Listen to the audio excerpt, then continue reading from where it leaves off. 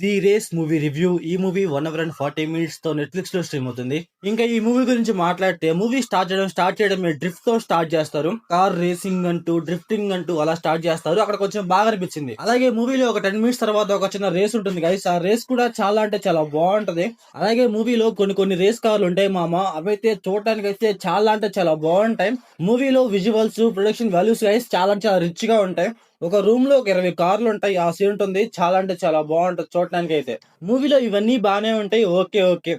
మూవీలో main thing ఏంట్రా అంటే డ్రామా.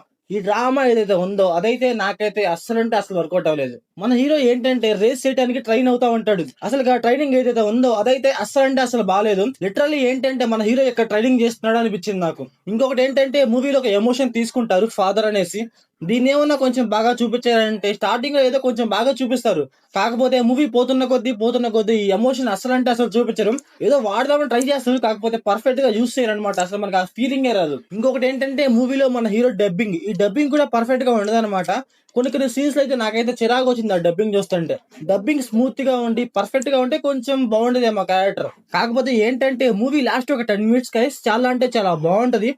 క్లైమాక్స్ లో ఒక చిన్న ట్విస్ట్ వస్తుంది. ఆ ట్విస్ట్ అయితే వేరే లెవెల్ ఉంది. నాకైతే చాలా అంటే చాలా బాగా వర్కౌట్ అయింది కూడా. అలాగే క్లైమాక్స్ లో ఒక చిన్న రేస్ ఉంటుంది. ఆ రేస్ ని ఎండ్ చేయడం గైస్ వరస్ట్ అంటే వరస్ట్ గా ఎండ్ చేస్తారు. ఆ రేస్ ని ఎండ్ చేయడం గైస్ వరస్ట్ అంటే వరస్ట్ గా ఎండ్ చేస్తారు. క్లైమాక్స్ రేస్ అన్నప్పుడు అది ఎంత ఇంటెన్సిటీగా ఉండాలి.